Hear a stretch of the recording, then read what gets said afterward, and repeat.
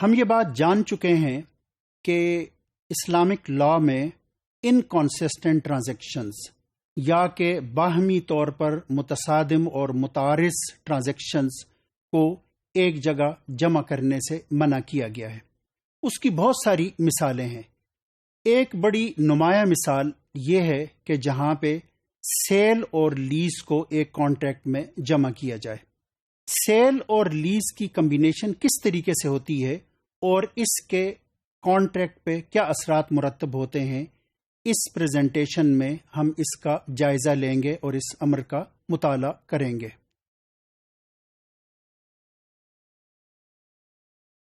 Cell اور lease کی combination کو اس طریقے سے ڈیفائن کیا جا سکتا ہے کہ it is where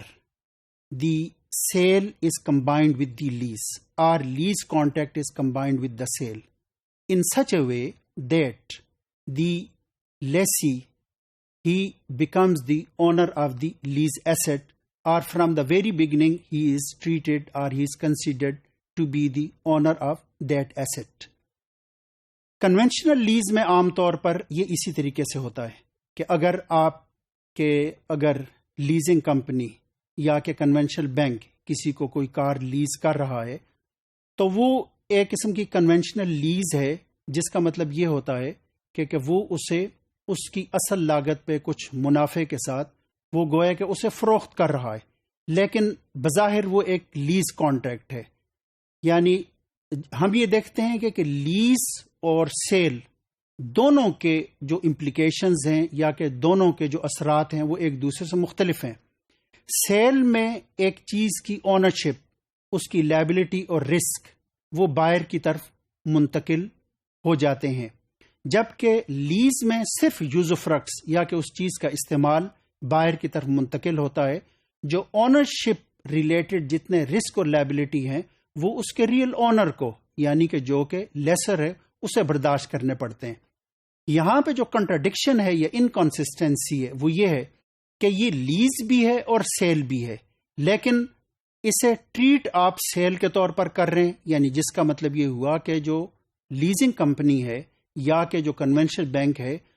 us lease asset کے حوالے سے کسی قسم کا بھی اونرشپ ریلیٹڈ وہ رسک اور لائبلٹی وہ نہیں لیتا۔ تو ہم یہ کہہ سکتے ہیں کہ یہاں پر دو ایسے کانٹریکٹ کو جمع کیا گیا ہے کہ جن کے ہر ایک ایفیکٹس مختلف ہیں۔ ایک کا effect shift of transfer of ownership اور رسک ہے، جبکہ جو دوسرے کا ایفیکٹ ہے وہ صرف اور صرف شفٹ آف یا کہ ٹرانسفر آف یوز آف رکس یا کہ یوز ہے، جبکہ جو اونرشپ ہے وہ اونر کے پاس یا کہ لیسر کے پاس رہتی ہے۔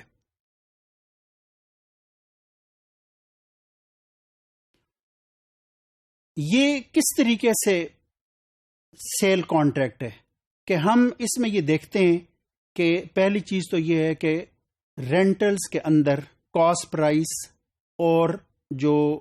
اس پہ جو پروفٹ ہے وہ یا رینٹل ہے وہ دونوں اس رینٹل کا حصہ ہوتے ہیں۔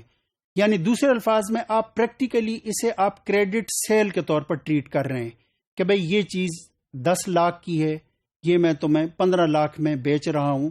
اتنی انسٹالمنٹس میں اس طریقے سے تم جو ہے وہ پے کرو گے۔ تو گویا کہ اس کو آپ ٹریٹ ایک قسم کا کریڈٹ سیل کے طور پر کر رہے ہیں، جبکہ بظاہر وہ ایک قسم کا لیز کانٹریکٹ ہے۔